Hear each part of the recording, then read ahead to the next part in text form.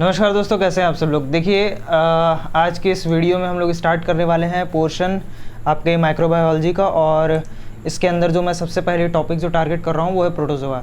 देखिए अब है क्या कि IIT एग्ज़ाम के जब मैं पेपर एनालिसिस कर रहा था तो उसमें मैंने एक चीज़ ऑब्जर्व करी है कि जनरल कैरेक्टरिस्टिक्स से तो सवाल आते ही हैं, और सिलेबस में जब कैरेक्टरिस्टिक्स लिखा हुआ है ना तो सिर्फ कैरेक्टरिस्टिक्स से सवाल नहीं पूछा है। सिलेबस में लिख तो दिया है लेकिन कैरेक्टरिस्टिक्स से सवाल नहीं पूछा है। सवाल मैक्सिमम जो आपके यहाँ कैरेक्टरिस्टिक्स से तो आए ही हैं, क्लासिफिकेशन से भी आया हुआ है, राइट।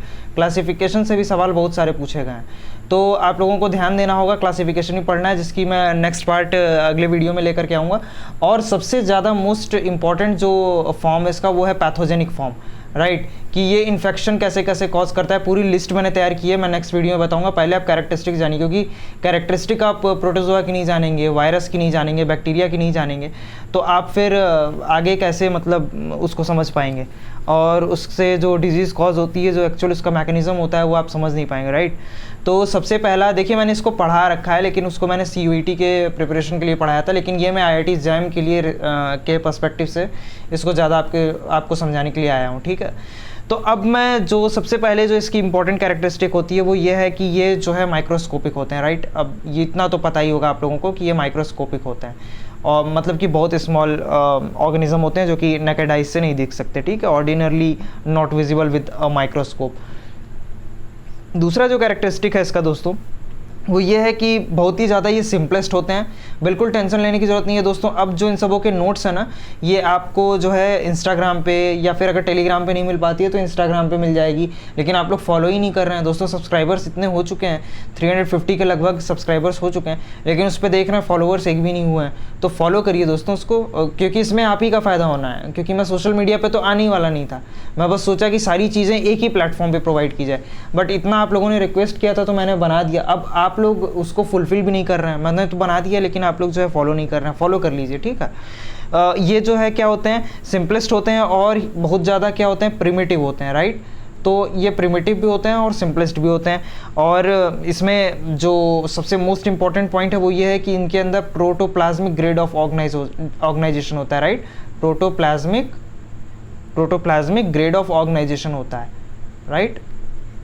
तो ये आपको ध्यान देना है कि इसमें प्रोटोप्लाज्मिक ग्रेड ऑफ ऑर्गेनाइजेशन होता है।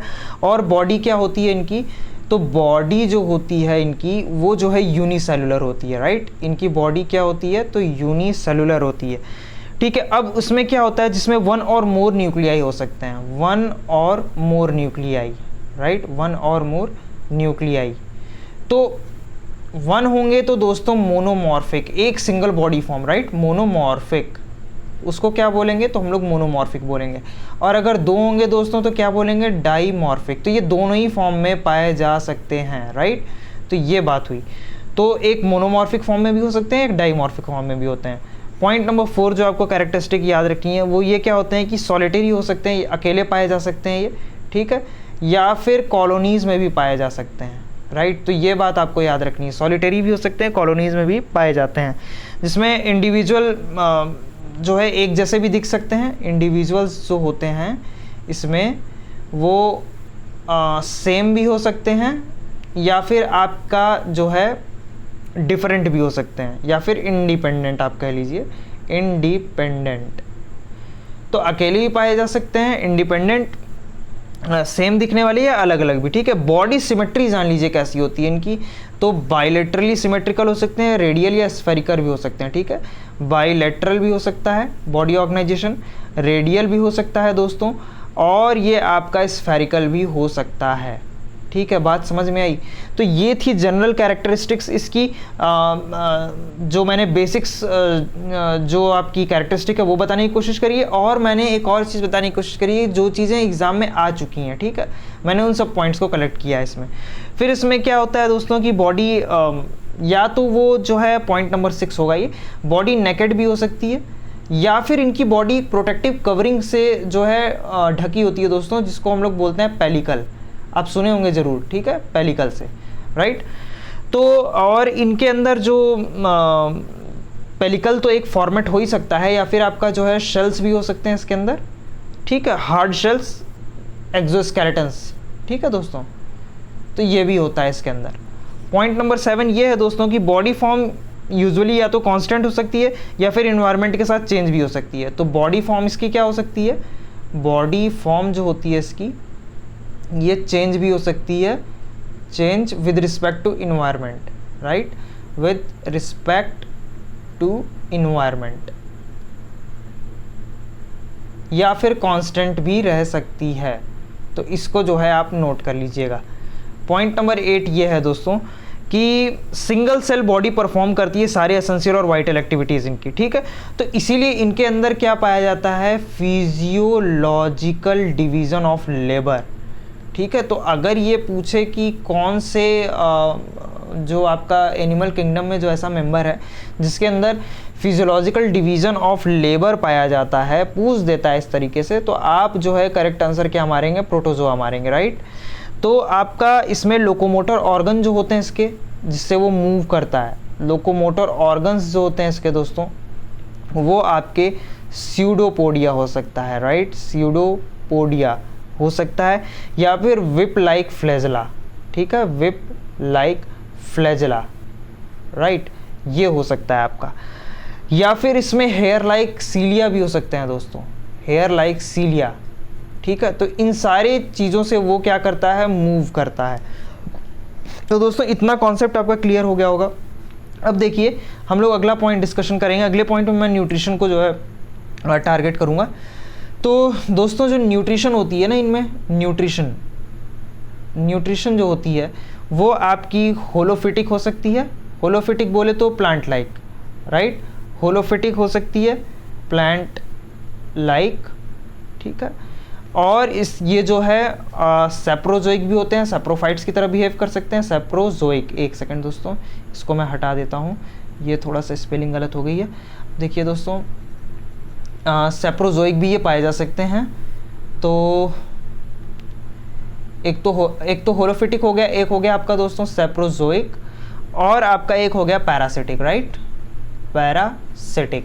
तो इतना आपका क्लियर हो गया होगा कि 3 फॉर्म ऑफ न्यूट्रिशन पाए जाते हैं। ज़्यादा डिटेल में पढ़ने की ज़रूरत नहीं है दोस्तों, क्योंकि आप इन सारे चीज़ों को डील कर रहे होंगे। नेक्स्ट वीडियो में आपको बताऊंगा कि कैसे ये डिजीज़ कॉज करते हैं, और इंपॉर्टेंट डिजीज़ की लिस्ट में दे दूंगा आप लोगों को, क्योंकि डायरेक्ट क्वेश्चन आ जाता है इससे, समझ रहे हैं दोस्तों। अब पॉइंट नंबर 11, थोड़ा रेस्पिरेशन की बात कर लें। रेस्पिरेशन और एक्सक्रीशन जो होता है ना, इनका जनरल बॉडी सरफेस से होता है। तो रेस्पिरेशन जो होता है या फिर आपका इनका जो एक्सक्रीशन होता है, ये जो है जनरल बॉडी सरफेस से होता है, जनरल बॉडी सरफेस से होता है, या तो फिर दोस्तों ये आपका कॉन्ट्रैक्टाइल वैक्यूल से होता है, right, contractile vacuoles, VACUOLES, right, ये हो गया। और जो कि सर्व करता है किस चीज़ के लिए, आखिर ये सब है किस लिए दोस्तों, तो ऑस्मो रेगुलेशन के लिए, राइट, ऑस्मो रेगुलेशन भी परफॉर्म होता है इसी से, ठीक है। तो दोस्तों ये था आपका न्यूट्रिशन के बारे में और रेस्पिरेशन एंड एक्सक्रीशन के बारे में। अब थोड़ा सा रिप्रोडक्शन की बात कर लेते हैं। वैसे रिप्रोडक्शन का बस एक ओवरव्यू दूंगा मैं इसमें, बाकी पूरा ओवरऑल जो होगा ना, पूरा मैकेनिज्म ही आप लोगों को समझना है उसके अंदर कि रिप्रोडक्शन कैसे होता है और कैसे ये बीमारी कॉज करता है, राइट। तो रिप्रोडक्शन जो होता है ना, पहला तो दोस्तों एसेक्सुअल होगा, एसेक्सुअल, और दूसरा जो होता है ना वो सेक्सुअल होता है, ठीक है। तो एसेक्सुअल और सेक्सुअल मोड ऑफ रिप्रोडक्शन हो गया। अब एसेक्सुअल जो होता है ना, वो आपका बाइनरी फिशन से भी हो सकता है, ठीक है, बाइनरी फिशन से भी हो सकता है, या तो फिर आपका ये जो है मल्टीपल फिशन से भी हो सकता है, ठीक है दोस्तों, मल्टीपल फिशन से भी हो सकता है, और या फिर ये आपका बडिंग से भी हो सकता है, आउटर ग्रोथ निकल गई तब उससे हो सकता है दोस्तों, फिशन से भी हो सकता है, डिवीजन से, ठीक है। सेक्सुअल रिप्रोडक्शन होता है वो conjugation of adults, right, conjugation of adults, ठीक है, कंजुगेशन होता है इसमें दोस्तों एडल्ट्स का, जिसको एक नाम दिया गया है, जिसको हम लोग बोलते हैं क्या, होलोगैमी, राइट। ये आपका कॉन्सेप्ट क्लियर हो गया होगा। अब क्या होता है दोस्तों, फ्यूजन ऑफ गैमेट्स, ठीक है, फ्यूजन ऑफ गैमेट्स, जिसको हम लोग क्या बोलते हैं दोस्तों, सिनगैमी बोलते हैं, यानी कि क्या, फर्टिलाइजेशन, राइट। ये आप लोगों को कॉन्सेप्ट क्लियर हो गया होगा। अच्छा अब देखिए इंपॉर्टेंट बात जो मैं यहाँ पे आपसे करना चाहता हूँ वो ये है कि लाइफ हिस्ट्री जो होती है ना इनकी, मैं इस पॉइंट को थोड़ा अच्छे से लिखना चाहूँगा। लाइफ हिस्ट्री इज़ कॉम्प्लिकेटेड, ठीक है, life history is complicated, life history क्या होती है इनकी, तो कॉम्प्लिकेटेड होती है, राइट। और विथ सिंपल अल्टरनेशन, जो कि इसके अंदर सिंपल अल्टरनेशन भी हो सकता है, सिंपल अल्टरनेशन भी हो सकता है, या फिर दोस्तों इसके अंदर और क्या हो सकता है, एसेक्सुअल और सेक्सुअल फेजेस भी हो सकते हैं, राइट। सब समझ में आ जाएगा, बिल्कुल टेंशन नहीं लेना है।